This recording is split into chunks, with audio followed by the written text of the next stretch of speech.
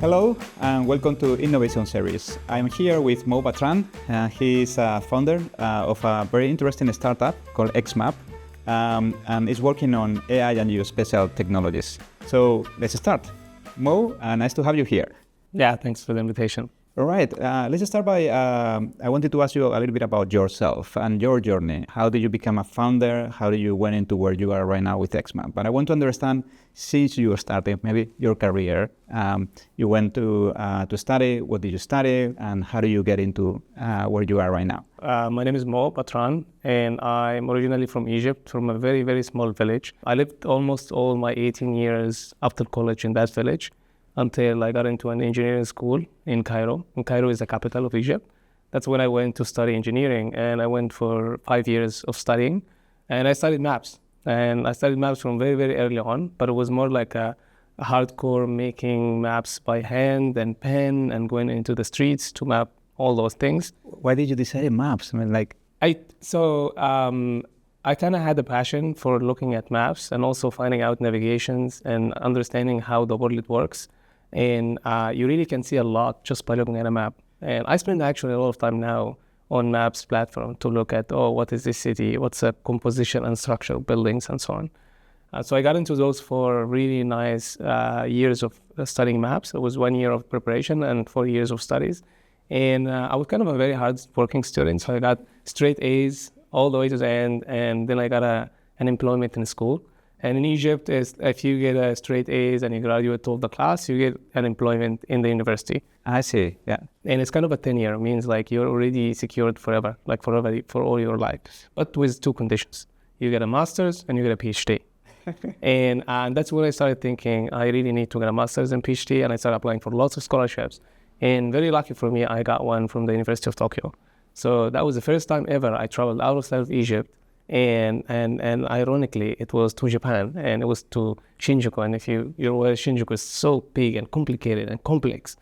So you went to Cairo, to Japan? Yeah, Cairo to Japan. That was the first flight ever I took. I was 24 years old, and I came here to study AI. And AI is something that was new. In 2016, there was not much studies in AI happening. So I studied deep learning and maps. And my supervisor at that time was such a fantastic person. He had a charisma. He has lots of projects with the World Bank, with JICA, with all those international companies. And he was also very well funded. So he often comes to us and say, hey, we've got this opportunity to travel. If anybody's interested, please, let's go, and so on. So I did like a really nice 2 years. It was the best of my life. And my original plan was to do like a PhD. Right. Because that's where my career should take me, like research, and I loved research. But then I took a step back and I applied for lots of jobs, and I got my first job at Rakuten, and I worked there for as a data scientist. And then 6 months later, I got promoted into a senior data scientist. And then I got like few patents in the domain. It's already published under my name at Google Patents. And I was really happy in my job. Like I wanted to be a department manager. Like that's where I looked at myself. This is an amazing opportunity to grow and secure your life. But then fast forward 2 years, and my supervisor at the university we had a call, and he was starting a new company. All right. He was starting a startup. He was starting a startup. And for the audience to know, I mean, University of Tokyo is one of the best universities in Japan, and Rakuten is one of the largest technology companies in Japan. It's kind of the Amazon of Japan. Yeah. So you are there, you're having the dream job at that point, and you are getting the patents, which is amazing. You are working, they're giving you resources to be researchers, and then you get this call for your professor. And exactly. Like I think I was really happy. Like I was designing my life to go all the way until I retire in that company. I didn't even have a plan to leave it. But then I got that call, and I discussed with my supervisor at the time. And he was starting a new company, and the CEO of that company is going to be from Goldman Sachs, and he's going to be the CTO. So it's a really fantastic mix. To be honest, it didn't take me a lot to think about it, so I kind of jumped ship. First, I invested a small amount of money, and then I joined that company full-time after that. And that's the first time in my life to be exposed to sales and marketing. So if you're in a small company, really, you can't just be an engineer if you're like taking a leadership position. So I started doing a lot of anything. So we want to do marketing on LinkedIn. All right, let me do it. We want to do sales. Somebody needs to travel to Dubai to design a JV with a huge partner or something. Now, and so there are lots of things in so many dimensions that is not really for an average engineer to see. But it gave me a lot of exposure in how the world of startup works. And also I got to learn so much from that CEO, working with somebody from finance. Really exposed you to a lot of things about M&A, about valuations, about fundraising, which things an average engineer really doesn't know much about it. So that was like another master. It was more than a master's degree. I remember I was really working on Excel sheets and crying. How do you do these financial modeling? How do you project revenue for the next 10 years? And then discussing with people that are so much far from your domain. They really look at things completely differently. I did learn a lot, and I think that's one of the things that is amazing for anybody, is to work closely with somebody that's expert in a domain. And then I kind of had an idea that I want to start my own company. So I started XMap. I think the official incorporation was December 2024. I did some freelance before that, but December 2024 was when we launched the company. And then since then, we now 17 employees. We raised very nice amount of capital, and we have lots of revenue and a lot of customers working with us. So it has been a very fast journey, right? Because you launched it, pretty recently. It's December 2024. We are in 2025. Middle of the year. So it has been like a very accelerated journey. And you raised funding on the way, and you started your own project, and you have to hire the team. So what were the steps that got you into where you are right now, and what is the trigger of this growth? Yeah, I think it's a year and a half, maybe December 2023. So 2023, okay, yeah. Is that a year and a half? We still kind of... Year and a half, okay, that's better. I thought it was 2024. No, that would be 6 months. That would be, I was amazing. I'm so impressed. Okay. Yeah, so maybe the timeline kind of lapsed. I think the first thing from my side, I was in a really lucky situation where I know how to sell and I know how to make a product. So originally I am from an engineering background, and I do AI and so on. But I also know how to sell because I've done that, and I also have some background on finance. Now I work with finance. So the first thing was just me solo trying to do something and get a customer for it. Right. And we got a really huge Fortune 500 company. And the first contract they paid us, I remember that time, was $1,500. That's it. But it was for 6 hours worth of work. And then we signed another contract for $9,000, another one for $25,000, another one for $90,000. And this all comes in sequences. So you start with something and it kind of increases with you down the road. And we learned so much, by working with a big company and really dedicating a lot of time and attention into that. So that's when basically the company is a little bit very well capitalized. You have enough cash to start putting people around one mission. And then we started expanding our team. So started expanding our team around the mission of, we want to build a mapping platform. And we want that to be a smart platform, meaning a smart map around the whole thing. Our mission was so clear. We want to organize geospatial information in a way that somebody like you, if you try to say, I want to open a restaurant or a school or a hospital somewhere in Barcelona, and I want to know what's the best place so that I can make an extremely high ROI, and you're not really an expert. We want to allow you to do that. Start first on my own, and then really our kind of core culture was, the world is so big and there is no reason to be static. You're not a tree. You don't have to be in the same place. So our team is global. It's from anywhere. Anybody that is so good at what they do. I message people on LinkedIn and I say, hi, I saw what you do. Your profile looks amazing. I'd love to work together. Are you available to talk? And that's basically how we kind of started bringing really amazing people from places that otherwise they wouldn't have the opportunity to work for a good company. And we also wouldn't have the opportunity to hire amazing people that's kind of thing. And my team now, we have 4 great co-founders. I'm one of the 4. We have a COO, we have a CTO, we have a head of R&D, and then we have a team for marketing and sales and that kind of thing. All right. No, so what I'm hearing is you bootstrapped, then you start selling and having a product that was very, very solid. You start getting the projects and start getting the funding by doing your products and being competitive in the market. Then you start expanding the team, but you didn't do it by yourself as only founder. You have co-founders, meaning you are sharing the vision, you are sharing the journey together and joining strengths. And now you are in that point where you are growing exponentially. You've been partnering with very good angel investors here in Japan, and then also you are part of Alchemist Network, right? You were selected for all of that. So you are in that verge that now you have the credibility, not only from the market, but also from the funding side, and also from a global program like Alchemist that has been working with very deep tech startups. So it seems you completed the journey in a way that put you in a very solid position. But I want to go back to where you were talking about your solution. Tell us about what is the uniqueness of what you do. How have you become so successful? What is what you do in terms of the technology that you bring in that brings a unique solution for the market? Right. Yeah, I think my first job ever was for a very big company, and they wanted us to find what's the best location to open a retail store. And to do that, you need to look at the whole dimension of the city, and you need to identify in every area, does it meet the criteria or not? Is this place going to make that company the maximum amount of money with the minimum investment or not? I had to do that manually for a very long amount of time. And then it keeps repeating, like another chain comes in, they want to do it, but they have different criteria. Another chain comes in, they want to do different criteria. So now we built XMap in a way that you go to the map and you make a polygon around any area of the map, and then you ask questions about it. How many people live here? How many restaurants are in this area? Is this a good place to open a hotel or a cafe or something like that? Right. And you can do the other way around, which you could just search, free search, very similar to Google Maps, say, I'm looking for the best place with high demographics, high income, but also low competition to go and explore that area.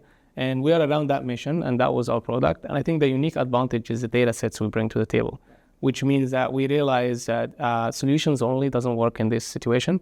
You need to have fundamentally extremely strong database. And we have a team that is working extremely hard to clean the database, to collect all the restaurants, cafes, bakery, hotels, collect all the data about pricing and archive it and put in our data. So our data is now huge. We have 260 million data points about every business that's available. In Japan only, we have about 10 million data points. And in the US, we have 22 million. In India, we have north of 18 million data points. All of that couples with population, demographics, socioeconomic indicators, all of that. When you put it silent, like in a silos, you need a team of 10 people to go analyze to give you something. Right. And you worked in the Old Back and some other places. It takes a lot of time to analyze data. So we were doing that. Big time. You need a team around it, and you need to train the team, and getting insights is very hard. So now we are more not just in getting insights, but more in the agentic side. Right. So agents for maps. Our product is AI in the map. You go to the map, you ask a question, we give you the answer so that you can focus on the execution. We're not really in the analysis and taking 5-10 days to make a decision. So basically you are using now the AI to automatize all that work that used to be manual and making like a more straight solution for the teams. Now, who are your clients? You mentioned chains, that it's retailers, I guess. I mean, that can be from a coffee place, I mean, like a Starbucks, or it can be like a McDonald's, but it can also be like, I don't know, Uniqlo that wants to open that. Consulting companies. Who else? Where are the kind of big companies or big clients? It can be also public sector, I don't know. Right. I think we have customers like enterprises that have lots of physical assets on the ground. Yeah. So think about the largest vending machine holder in Japan. Right. So vending machine is like a huge market. And to put the right vending machine at the right place, you need a lot of analysis to make sure that where you put it. And it takes a lot of time and it's a huge investment. So that's one of our clients. And another client is going to be a gas station network. It's a big investment. It costs $5 million plus to just like design and put a gas station in a place. You cannot afford to make that decision specifically wrong. It's a very expensive decision. So gas station and EV charging spot also like one of our customers. And we have a huge telecommunication company. It's also our kind of partner and customer. And it's mainly for shop site selection. We have also a power kind of grid company that want to find out where to place what. And the energy and how to distribute the grid and things. Exactly. And so it goes beyond retailers. It's also for this kind of network companies. Yes, utility companies. Utility companies is huge, and there is tons of team in GIS, Geospatial Informatics, that's sitting making sure where those assets are placed. Are we putting in the right locations or not? And we realized, to be honest, even in the huge company, their biggest problem is actually having access to data. Yeah, you would imagine that big companies are really amazing and having all the data in place. But in reality is, no, they just have their own data. Yeah, because the data is distributed and they only have access to their own data, and then they have to find the other one, right? Exactly. And it takes a tremendous amount of time. It could be like a 1 year investment with a team of 10 to just get to a point where we already have the data in place and we have the algorithm in place. And the only thing we need to do is just few tweaks so that you have a thing that you would have invested few $1 million just to get it up and running. So our value proposition is so clear. It's always kind of easy to get into the door. And we're now in the process of like executing with few customers. Wonderful. And what I'm hearing from you is your evolution of clients get you into the utility one, for instance, which I think it's an amazing one, because right now we have a huge problem for energy demand and how it's growing, and countries in general are working with that. Telecommunications is another one. I mean, you see how internet is growing and the more of the use of AI. So all of these networks are going to require better planning to be more efficient. You are going into helping both the gas station and then the EV. I really like that. Exactly. Which is interesting, but there is when you're going to start seeing how these networks are different and how they are becoming efficiency. And that, I think, it's impacting how the work is evolving into the new technological lead. Yeah, absolutely. And now you are operating in different countries, right? You have clients in different geographies.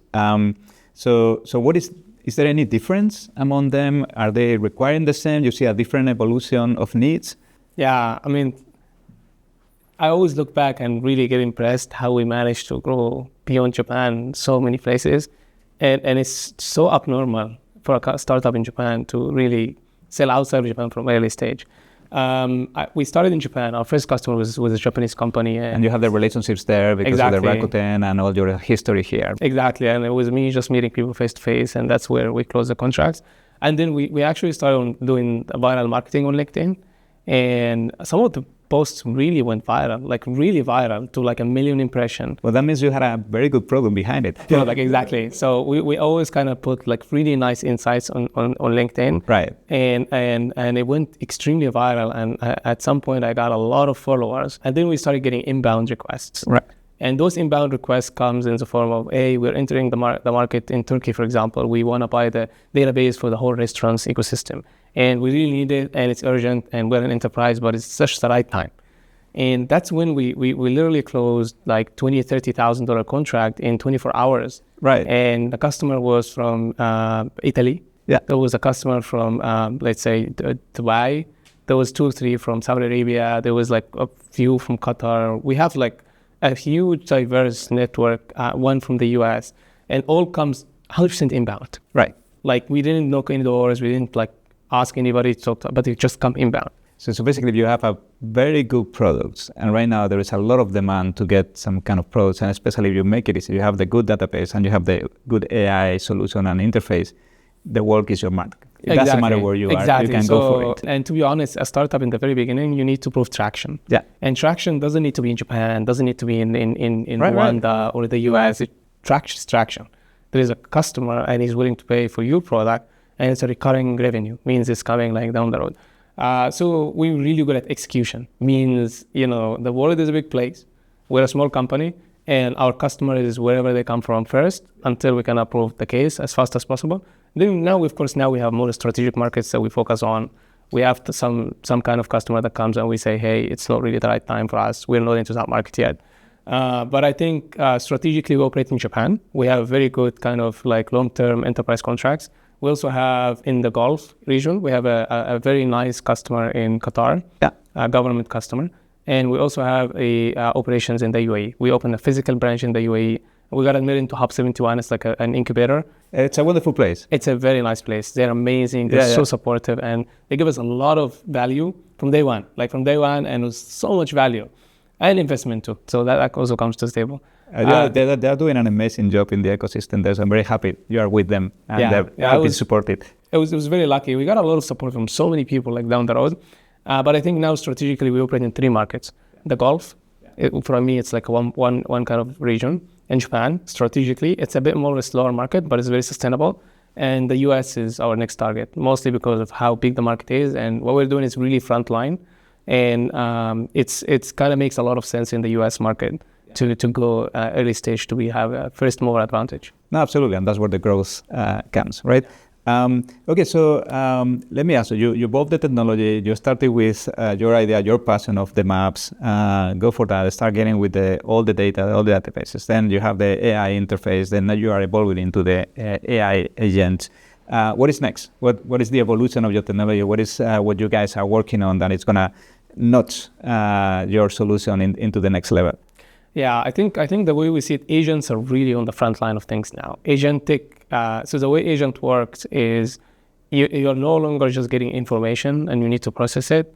It's not like a chat. It's actually going to do something for you. Right. So let's say, for example, we've been talking about this. You're thinking for example, to buy a property somewhere, maybe in Madrid or in Barcelona. And now the average person have to do tons of work, right, sit in front of so many listings and look at it one by one and try to see if it meets your criteria or not. And then after that, contact the bank and like talk to a law. It's just so much stuff you need to. It's like a month worth of work.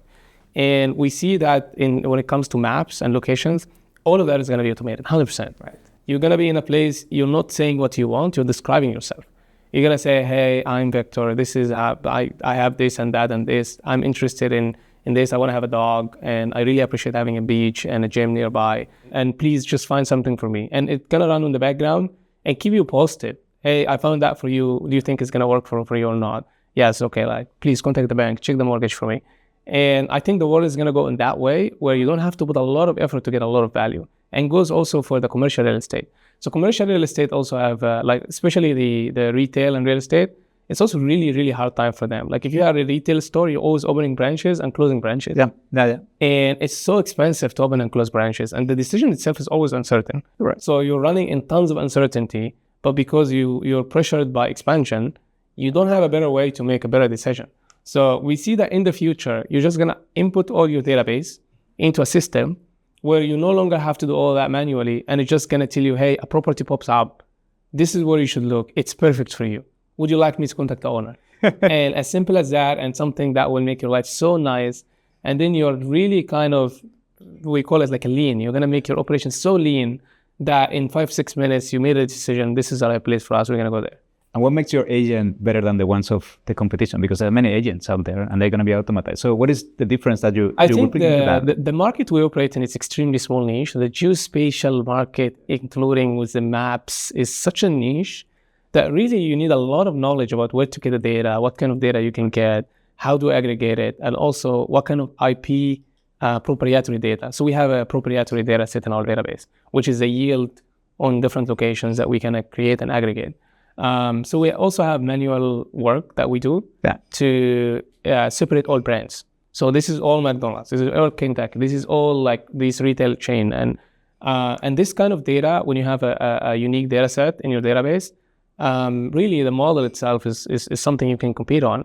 But if the underlying foundation of data is not correct, then the model itself is not going to be correct. And we compete in that space. Right. So we compete on, we've been in the market for more than a year. And in this problem, basically 8 months, we have the best data and we keep accumulating more data. So that history of data keeps going with us. And that's increasing our valuation as we go. And then you will increase more quality, better data, and then it's when you get the scale and then you get the uniqueness in the market. Absolutely, yeah.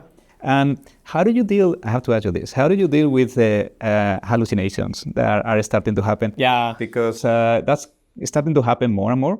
Some of the models add more creativity, but then they are less accurate. Some of the models are more accurate, but they don't have the creativity. So how do you find the best way to eliminate those errors? Yeah. I mean, you really touched on a very important point, and we get it all the time. And we have 2 ways to answer that. The first one is always reference to where you get the data from. So we're a data-heavy kind of product. And the LLM is something so important for us, but we never allow it to make a direct decision on behalf of the end user. But we say, please reference everything you get the data from. If you got the hazard maps from this website, you need to reference that website for us. Right. So referencing is the first most important thing. You have to reference where you get the source of data from, because the user cannot just go blindly. You tell them, hey, this neighborhood have that kind of people and they are rich, and also this is a demographic and sentiment of those people, and this is a competition, and he has no way to validate. It's very difficult to trust the product. It's kind of like a different reality. It's like they made their own reality that doesn't exist. They can create their own reality, exactly. Models are so smart, but they're also so smart at lying. That's true. And they the confidence in LLMs makes you really respect the answer. Let's say trust it in a way, because it's very confident as well. Like it's going to be so confident. Exactly. There's still confidence, but it's a different reality. Exactly.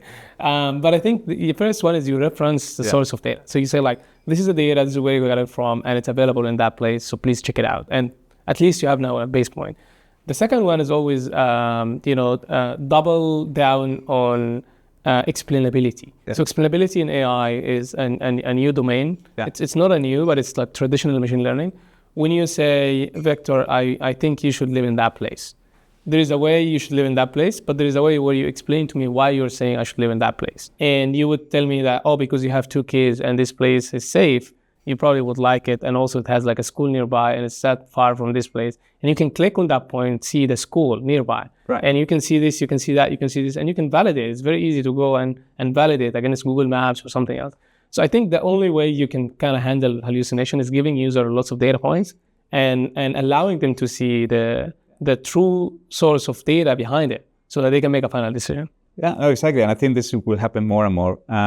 So I want to finish the interview with a little bit of wisdom for people that are going into a journey like yours. So through your career, you become a very successful entrepreneur and it's going into this direction. And you transition from PhD and corporate, like traditional corporate in Japan, into an entrepreneur. Both of those transitions many people want to do, right? So can you share what would be the key lesson learned in your journey that you have wanted to know before starting that can help other people? Right. Yeah, I think I kind of was a bit lucky, to be honest, in my journey, because first thing first is the environment you're in is probably much more important than the effort you're going to put. If you're really in the right place, a lot of things are going to go your way. So it's very important to kind of also decide what kind of environment you want to be in. If you are into startups, you should go out and hang out with people that made startups and try to get some inspiration and lessons of what's working and what's not. And the second one that worked for me as well is if you're a technical founder, it's really important to sell. Yeah. Like it's such a very bad thing to keep building a product completely in the hidden and come out after like 2 months or 3 months or like a year saying that, hey, I built a startup. That's not going to work, never. Yeah. So being very comfortable with talking to people and getting a bit of rejection and trying to sell is the first start for a technical founder to be amazing, like to just get into like out there. And maybe in today's world, to be honest, unless you're in the valley in some fantastically well-funded place where on a few PowerPoints you can get funded, you should really prioritize traction. And traction is money. And money is power. Like in early stage startup, you should absolutely prioritize money in your bank because you need to be safe. Yeah. And what kills startups is they don't have money. Right. So like if you have a really good runway, you have time to survive, and that's very important. So I don't like when somebody that's just a 1 person or 2 people company and they're putting an enterprise plan for 5-6 years. And that's not really what you should be thinking about. You should get like a customer that's willing to pay you $3,000-$5,000 a month and for this month or the next second month or somewhere around that. So I think these 3 things, and the minute you have traction, you're able to sell with a decent product, then go fundraise. And fundraising is also sales. Yeah, it's a pure sales mechanism, and it's a process. It has nothing to do with what you think about it. Right. It's always based on the timing. There are tons of factors. When I fundraise, I talk to 200 investors. And when somebody say, no, thank you so much, next. And it's more of a really kind of process where you go through the process, and at the end of it, you really get results. So it's a learning process too, on that sense. What you're saying is you just go there, it's training yourself at the same time as then eventually getting the results, right? Yeah, absolutely. It's just sales and fundraising, and it's even M&A and selling the company or hiring and recruiting. It's all like sales process. And it starts with you pitching, saying what you have to offer, and then start with like pipelining, like listing the people that are interested. Yeah. And eventually, finally, the negotiation part and discussing about it. And the more you learn about those kind of concepts, you find it's actually repeating itself. Right. And it happens in every element of the startup, in hiring, in like sales, in fundraising, and eventually it's going to be an exit, like if you're going to do an M&A or something. Right, exactly. All right, so thank you so much, Mo. We finished the interview by asking you if people that is in the audience wants to learn more about you or follow you, how is the best way of doing that? I'm on LinkedIn. That's the best thing I do. It's called Mo Batran, Mo Batran, Batran. You can find me on LinkedIn. Please send me a message and say, I saw your episode with Vector and I'd love to talk. All right. Thank you so much, Bo. It was a pleasure to have you here. Thanks for the invitation. Thank you very much. And we'll see you in the next episode.